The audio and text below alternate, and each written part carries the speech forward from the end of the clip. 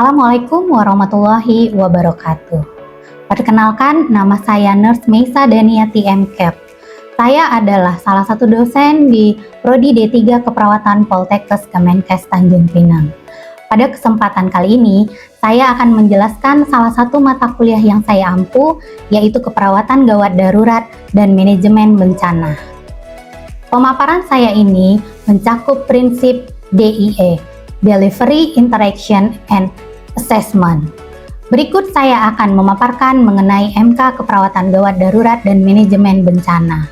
Mata kuliah ini merupakan mata kuliah inti di program pendidikan Diploma 3 Keperawatan Poltekkes Kemenkes Tanjung Pinang dengan beban 4 SKS terdiri dari 1T, 1P, dan 2 klinik. Mata kuliah ini diberikan di semester 5 pada mahasiswa tingkat 3 dan diampu oleh tim teaching sebanyak 3 orang. Mata kuliah ini menguraikan tentang konsep kegawat daruratan, penata laksanaan pasien gawat darurat, mencakup bantuan hidup dasar basic life support dan bantuan hidup lanjut advanced life support.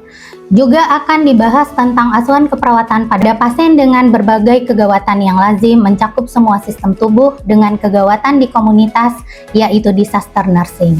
Praktik dan praktik klinik dirancang dalam pembelajaran untuk menyelesaikan capaian pembelajaran dan pelaksanaannya. Adapun capaian pembelajaran pada mata kuliah keperawatan gawat darurat dan manajemen bencana ini adalah 1. Menguasai konsep dan prinsip kegawat daruratan dan manajemen bencana di wilayah kepulauan. 2. Mampu menampilkan sikap komunikatif, beretika, berkepribadian kuat, sikap optimis, percaya diri, disiplin, jujur, transparan, dan bertanggung jawab sebagai perawat pelaksana.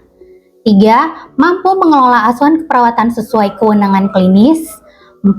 Mampu melaksanakan prosedur bantuan hidup dasar dan trauma pada situasi gawat darurat dan manajemen bencana di wilayah kepulauan. 5. Menyelesaikan pekerjaan berlingkup luas dengan menganalisa data serta metode yang sesuai dan dipilih dari berbagai metode yang sudah maupun belum baku dan dengan menganalisa data. 6. Menunjukkan kinerja dengan mutu dan kuantitas yang terukur. Sedangkan sub CPMK pada mata kuliah ini meliputi 1. Mampu menjelaskan konsep keperawatan gawat darurat. 2. Mampu menjelaskan konsep asuhan keperawatan gawat darurat. 3. Mampu menjelaskan konsep prinsip bencana dan kejadian luar biasa. 4. Mampu melaksanakan prosedur tindakan kegawat daruratan. 5. Mampu melaksanakan prosedur dan tindakan bencana. Dan 6. Mampu menerapkan asuhan keperawatan gawat darurat dan manajemen bencana daerah kepulauan. Adapun bahan kajian pada mata kuliah keperawatan gawat darurat dan manajemen bencana ini yang pertama adalah konsep keperawatan gawat darurat, meliputi perspektif keperawatan gawat darurat, konsep dan prinsip gawat darurat, sistem pelayanan gawat darurat, sistem penanggulangan gawat darurat terpadu atau SPGDT, dan konsep dan prinsip pelaksanaan bantuan hidup dasar. Yang kedua, konsep asuhan keperawatan gawat darurat meliputi pengkajian, diagnosa keperawatan, intervensi keperawatan, implementasi keperawatan, evaluasi keperawatan, dan dokumentasi keperawatan, prinsip utama pertolongan korban gawat darurat, dan penilaian korban atau triase. Yang ketiga, konsep prinsip bencana dan kejadian luar biasa meliputi manajemen bencana, pemeriksaan fisik pada kondisi kegawat daruratan, prosedur triase. Yang keempat, prosedur tindakan kegawat daruratan meliputi pemeriksaan nadi, pemeriksaan tingkat kesadaran, pemeriksaan kepatenan jalan napas, pemeriksaan pernapasan, tindakan resusitasi jantung paru, membuka jalan napas dengan alat ataupun tanpa alat, tindakan mengeluarkan benda asing, pemasangan neck collar, dan tindakan menghentikan perdarahan. Yang kelima, prosedur tindakan bencana meliputi proses inisiasi awal bencana dan evaluasi serta transportasi korban. Untuk menghasilkan capaian pembelajaran yang optimal, diperlukan strategi pembelajaran yang efektif. Oleh karena itu, saya mengembangkan berbagai inovasi strategis dan metode pembelajaran yang relevan. Dalam mata kuliah ini, pendekatan yang digunakan berfokus pada student center learning, di mana mahasiswa menjadi fokus dalam proses pembelajaran. Melalui pendekatan ini, diharapkan mahasiswa dapat meningkatkan motivasi, minat, kreativitas, serta bertanggung jawab dalam mengikuti proses pembelajaran. Untuk sistem pembelajaran di Prodi D3 Keperawatan Poltekkes Kemenkes Tanjung Pinang melaksanakan pembelajaran secara blended learning, di mana terdapat gabungan pembelajaran secara daring menggunakan Zoom dan pembelajaran secara luring di mana tatap muka langsung yang dilaksanakan di kelas, laboratorium, dan serta di rumah sakit.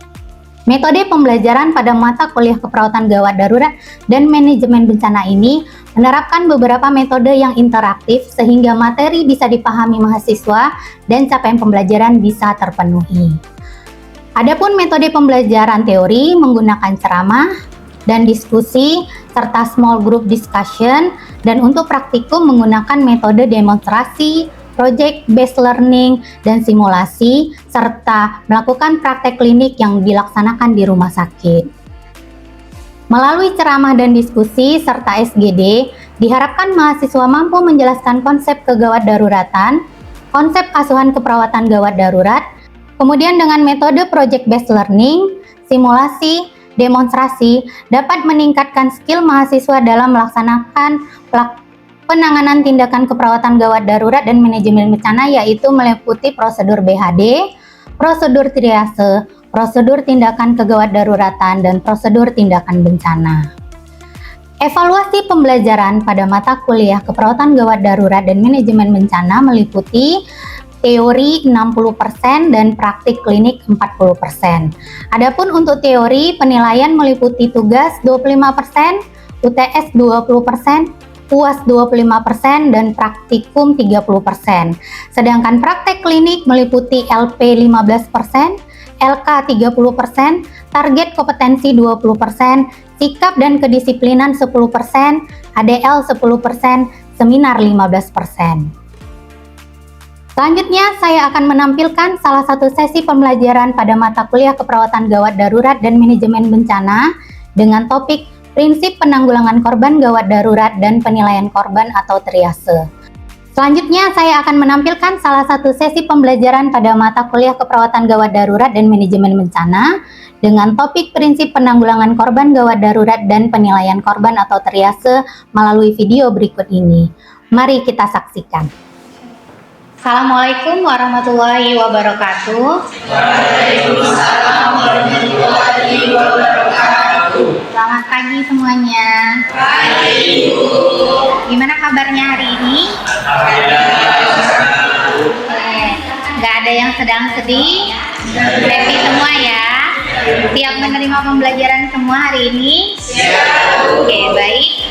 Sebelum kita mulai materi kita hari ini, kita berdoa dulu. Silahkan untuk Ketua Rifandra untuk memimpin doa. Baiklah, sebelum kita memulai perkuliahan kita pada hari ini, maka kita berdoa menurut kepercayaan kita masing-masing. Berdoa dimulai. Doa selesai. Oke, saya sebelum mulai akan melakukan pemeriksaan daftar hadir. Nanti namanya saya panggil, silahkan untuk menunjuk tangan. Oke, Irfan Chandra, Hadir, Bu.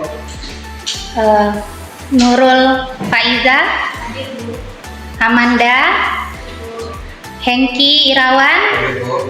Sesuai janji kita hari ini, kita akan masuk pada mata kuliah keperawatan gawat darurat dan manajemen bencana dengan topik prinsip penanggulangan korban gawat darurat dan triase. Sebelum saya menyampaikan materi, saya akan menjelaskan mengenai tujuan dari pembelajaran kita hari ini. Yang pertama yaitu adalah mahasiswa mampu memahami terkait dengan konsep prinsip-prinsip penanggulangan korban gawat darurat. Yang kedua adalah mahasiswa mampu memahami konsep dari triase. Dan yang ketiga adalah mahasiswa mampu melakukan penilaian triase pada pasien, di mana pada hari ini saya akan menjelaskan di rumah sakit. Prinsip utama dari penanggulangan korban gawat darurat yaitu adalah memberikan pertolongan pertama pada korban. Nah, pertolongan utama itu adalah pertolongan yang diberikan saat kejadian atau saat bencana yang terjadi di tempat kejadian. Nah, tujuan dari pertolongan pertama yang kita lakukan pada pasien yaitu yang pertama adalah menyelamatkan hidup. Jadi dengan kita bantu pasiennya, kondisinya sedang kritis, kita bantu sehingga dia bisa selamat. Nah, yang kedua, mencegah kesakitan atau morbiditasnya makin parah. Nah, harusnya dia itu sakit patah tulang cuma sedikit. Nah, kita bantu dengan nyerinya yang hebat, kita bantu, mungkin kita fiksasi dengan jeda yang tersedia yang kita temukan sehingga nyerinya akan menurun. Nah, yang ketiga itu adalah meningkatkan pemulihan. Kan kita sudah bantu, tadi dia ada luka, terus sudah kita bersihkan dengan air mengalir di tempat kejadian. Ketika sampai di rumah sakit ya tinggal dibersihkan sedikit, sehingga pada saat kita menyiram air yang mengalir tadi, infeksinya hilang kan? Cuma yang kotoran-kotoran di tempat yang luka hilang, sehingga tidak timbul infeksi. Maka dia akan meningkatkan pemulihan, jadi lukanya itu cepat sembuh. Nah, sikap penolong saat terjadi kita menemukan korban. Nah, yang pertama itu kita jangan panik dan tenang. Nah, yang ketiga harus cekatan dalam tindakan. Yang keempat, jangan terburu-buru memindahkan korban dari tempatnya sebelum dipastikan sarana angkutan yang memadai. Nah, yang kelima adalah hal-hal yang harus diperhatikan, pernapasan dan denyut jantung. Kita perhatikan pernapasan pasien dan denyut jantungnya apakah ada atau tidak, normal atau tidak. Lalu apakah terjadi perdarahan, lalu apakah ada shock. Terus kita juga lakukan segala aspirasi kalau memang kita lihat ada masalah di jalan napas. Lalu lakukan pembidaian bila ada fraktur. Oke, saya akan masuk kepada penilaian korban atau triase. Nah, adik-adik sudah pernah mendengar terkait dengan triase? Sudah. Apa triase itu? Yang bilang sudah. Siapa yang mau jawab?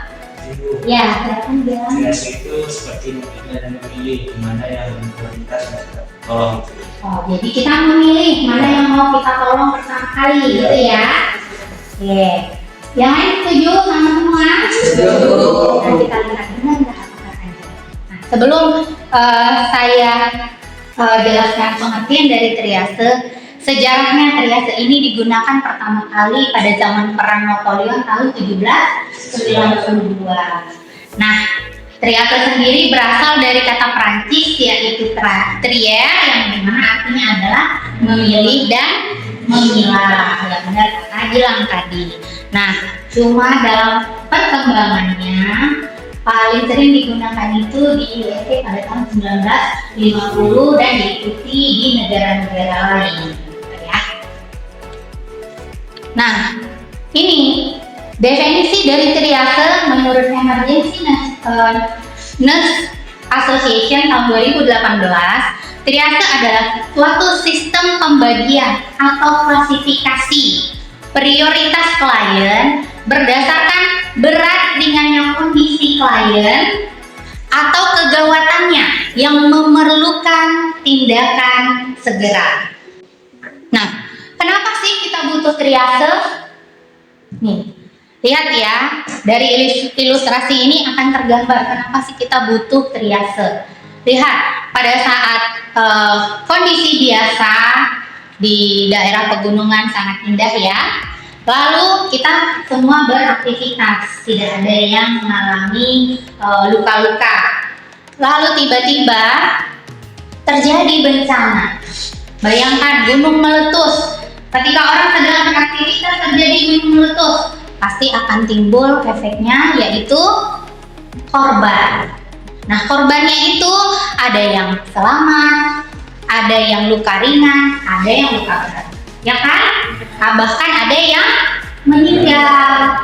Nah, kita tahu kalau terjadi bencana, chaos, semua pada mau diselamatkan, ya kan? Nah, pada saat kita melakukan penyelamatan, nah, kita akan bawa ke rumah sakit kalau korban, ya. Nah, kalau kita nggak ada prioritas, kita pindahkan semuanya. Ternyata yang kita pindahkan adalah orang-orang yang Nah, ketika kita menyelamatkan korban yang selamat, otomatis sudah penuh duluan rumah sakit. Nah, kalau rumah sakit sudah penuh duluan, yang selamat kita masukkan ke rumah sakit, tinggallah yang luka berat dan luka ringan. Nah, apa efeknya kalau luka berat luka ringan tidak ditangani? Nah, terjadi kematian. Sehingga apa? Kita tidak banyak menyelamatkan korban. Maka kita perlu prioritaskan, kita utamakan yang bisa diselamatkan. Maka kita butuh yang namanya triase. Berdasarkan ilustrasi di atas, maka tujuan dari triase itu adalah untuk menentukan orang yang tepat, di tempat yang tepat, dan waktu yang tepat, serta dengan alasan yang tepat. Nah, triase sendiri adalah proses yang dinamis, jadi triase ini akan selalu kita lakukan. Ketika ketemu pasien pertama kali kita lakukan triase. Tapi mau nolong lagi, kita harus melakukan triase kembali. Kenapa? Karena kondisi pasien itu tidak jelas. Kalau pada kondisi yang sakit bisa aja saat ini RR-nya normal. 2 atau 3 jam kemudian bisa mengalami penurunan. Nah, ini kita harus selalu melakukan triase. Makanya triase ini dinamis. Nah, yang kedua itu cepat. Ya tadi kita harus melakukan tindakan kurang dari 10 menit. Berarti triase itu waktunya hitungan detik saja, 10 detik. Nah, lalu aman. Yang aman itu nggak ada alat kan yang kita gunakan untuk melakukan triase. Lalu berhasil guna. Jadi dengan melakukan triase yang tepat, berarti kita mampu menyelamatkan pasien. Saya masuk ke pembagian triase. Itu ada pembagian di rumah sakit dan ada saat bencana. Nah, kalau yang di rumah sakit sesuai dengan perkembangan zaman, yaitu awalnya ada 2 level, lalu 3 level, 4 level, dan saat ini yang modern itu 5 level. Sedangkan kalau saat bencana, biasanya kita gunakan itu adalah START namanya, yaitu Simple Triase and Rapid Treatment. Nah, sistem triase pun berbeda ya tujuannya di rumah sakit dengan saat bencana. Kalau di rumah sakit, tujuan dari kita melakukan triase itu adalah untuk menyediakan perawatan sebaik mungkin bagi setiap individu pasien. Nah, yang kedua itu, kalau yang di rumah sakit, triase itu adalah korban paling berat ditolong lebih dulu dengan semua sarana yang ada. Sedangkan triase di pre-hospital atau pada saat bencana itu, kita menyediakan perawatan yang lebih efektif untuk pasien dalam jumlah banyak. Lalu korban paling mudah diselamatkan ditolong dulu. Nah, jadi kita nolong dulu adalah korban yang paling mudah diselamatkan. Sedangkan korban paling berat nanti dulu diselamatkan. Ya, karena kan tujuannya adalah menyelamatkan korban sebanyak mungkin. Triase di rumah sakit ya, fokusnya di materi hari ini itu adalah menetapkan kondisi yang paling mengancam nyawa agar dapat mengarahkan segala daya upaya dan fokus untuk melakukan pertolongan medis pada pasien sampai keluhan pasien dan semua parameter hemodinamiknya stabil. Nah, ini tadi saya bilang sesuai dengan perkembangan zaman bahwa triase itu dulu awalnya 2 level, hanya membagi pasien sakit dan tidak sakit. Bayangkan jumlah pasiennya banyak datang, perawatnya cuma 4, kalau cuma sakit dan tidak sakit dengan kapasitas bed yang sedikit bisa nggak kita menolong semuanya? Karena yang datang pasti sakit semua kan? Nah, makanya dia berkembang menjadi 3 level. Ada yang emergency, gawat darurat, ada yang urgent, darurat, gawat, dan ada yang tidak gawat. 4 level, ada yang mengancam nyawa, ada yang gawat darurat, emergency, ada yang gawat, dan ada yang tidak gawat. Cuma dengan perkembangan zaman dan ilmu pengetahuan saat ini berkembang menjadi 5 level. Nah, triase 5 level ini contohnya adalah Australian Triage Scale atau ATS, terus The Canadian Triage and Acuity Scale (CTAS), terus Manchester Triage Scale atau MTS, dan terakhir adalah Emergency Severity Index (ESI). Ya, kita sebutnya ESI. Nah, saya akan membahas terkait dengan Australian triase scale ATS. Nah, pembagian tingkatan ini berdasarkan tingkat kesegeraan atau urgensi dari kondisi pasien. Jadi ATS ini tergantung dari tingkat urgensinya. Pembagian dari ATS itu menjadi 5. Yang pertama masuk ke kategori 1 itu warnanya merah. Lalu kategori 2 warnanya kuning, kategori 3 warnanya hijau, kategori 4 biru, dan kategori 5 itu putih. Nah, kalau yang merah itu waktu atau respon time perawat dan dokternya itu saat segera membutuhkan penilaian dan perawatan. Jadi segera, tidak ada waktu tunggu. Ini adalah kondisi yang sangat mengancam nyawa,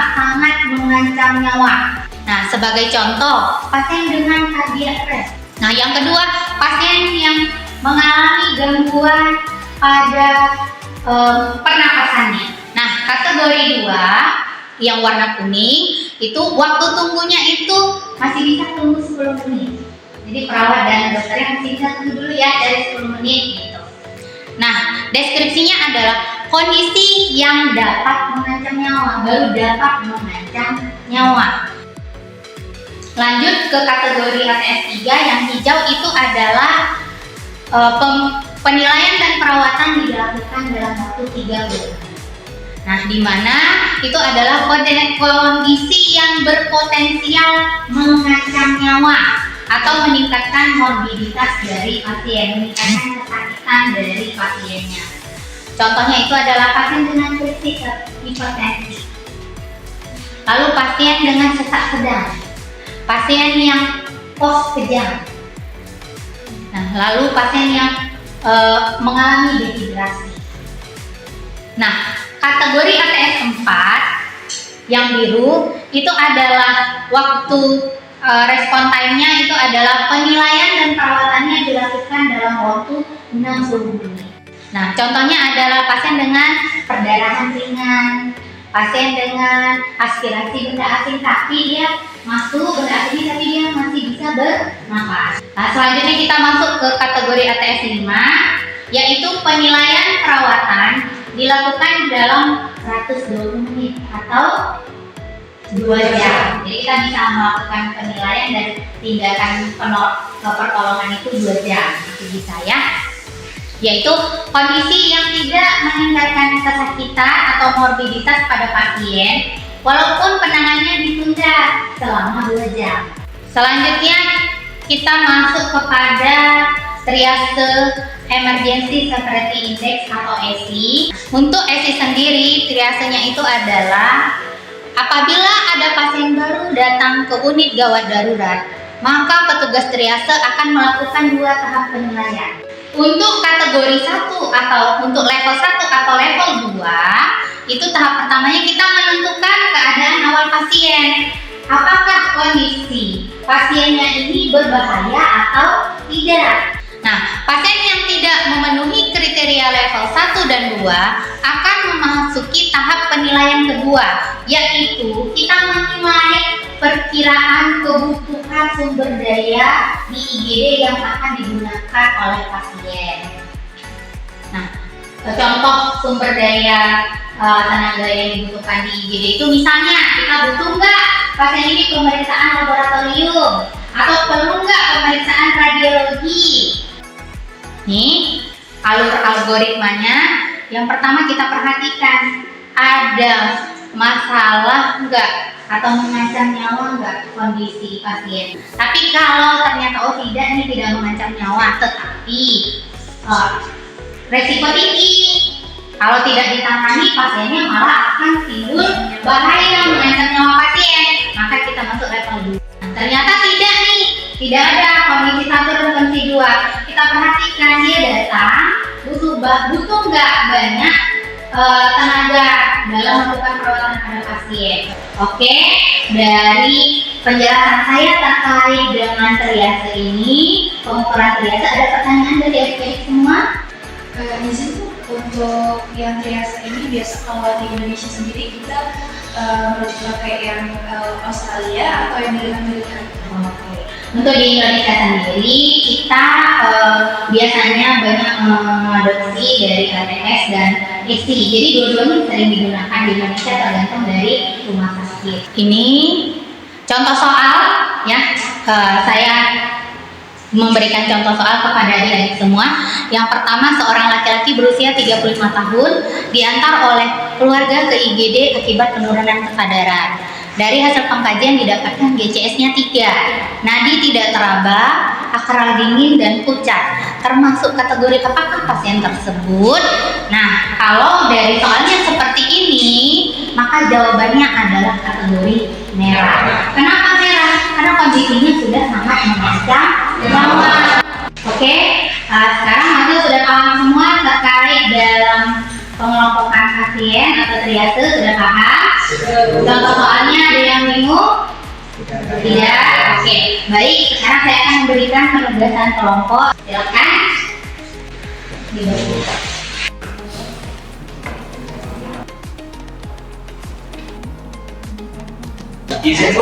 Ya, bilang bentar, saya ke sana dulu ya. Ada yang mau ditanyakan, bilang. Ini bilang ada pasiennya kan, Nah, dari pasien ini diperhatikan kondisinya, kira-kira ini di stres mana. Lalu mendapatkan hilang. Sebelum saya tutup pertemuan kita, ada pertanyaan dari adik-adik semua terkait dengan prinsip pertolongan korban dan penilaian korban dengan menggunakan triase? Tidak ada. Nah, dari materi kita hari ini dapat kita simpulkan bahwa prinsip dari pertolongan korban gawat darurat itu adalah pertolongan pertama atau pertolongan utama, dan triase yang digunakan khususnya di rumah sakit itu dapat memberikan pelayanan yang sebaik mungkin pada pasien individu. Nah, untuk pertemuan selanjutnya minggu depan di waktu yang sama, saya akan masuk dengan topik yang berbeda, yaitu prosedur triase, di mana itu adalah triase pada korban bencana. Nah, pertemuan ke depan kita akan laksanakan langsung di laboratorium karena kita langsung akan melakukan praktek. Nah, praktek atau simulasi. Baik, kalau tidak ada, saya tutup pertemuan kita. Semoga nanti adik-adik bisa menerapkan ilmunya, terutama dalam triase ketika sudah masuk ke rumah sakit pada saat klinik di ruangan IGD dan menjadi petugas triase. Wabillahi taufiq wal hidayah. Assalamualaikum warahmatullahi wabarakatuh. Waalaikumsalam warahmatullahi wabarakatuh. Sama-sama.